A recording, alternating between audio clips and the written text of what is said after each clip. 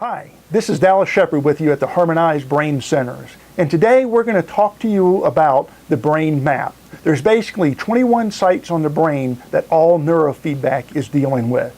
And when I reference the 10-20 system, it's really just a measuring system on how we find that spot on each individual's head. As you can see, there's 21 sites on the brain.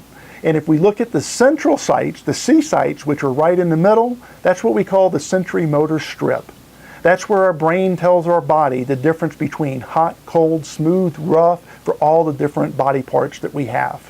When we start moving back on the brain to the P sites, the parietal lobe, what we're looking at there is more cognitive processing, thinking deeper, putting concepts together. If you're reading a book, watching a movie, it's more what is the subplot behind the character development, what's going on. If you're thinking in math terms, it's more like geometry and trigonometry than it is what's 2 plus 2.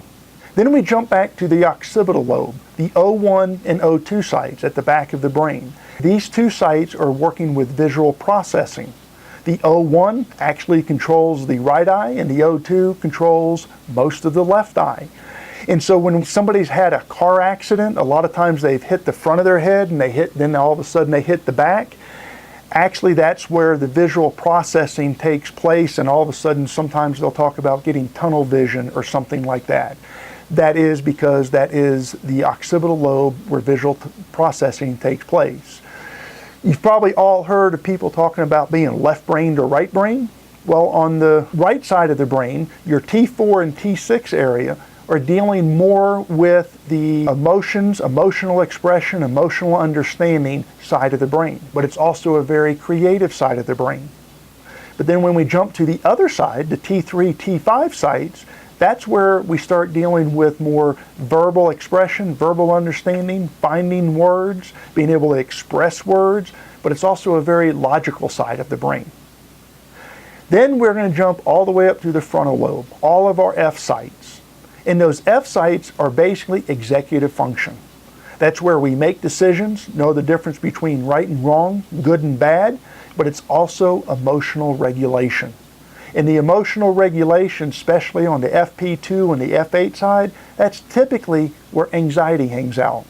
And if we jump over to the FP1 and the F7, that's kind of where depression hangs out.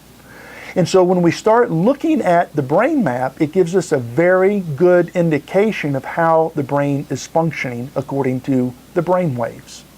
And we will be able to explain the brain waves in a separate video.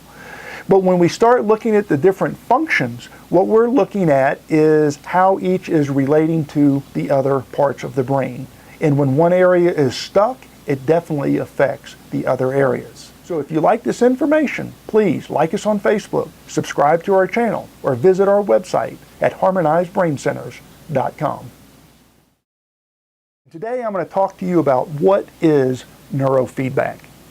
Actually, neurofeedback is a lot more common than what you think it is, but let me kind of explain.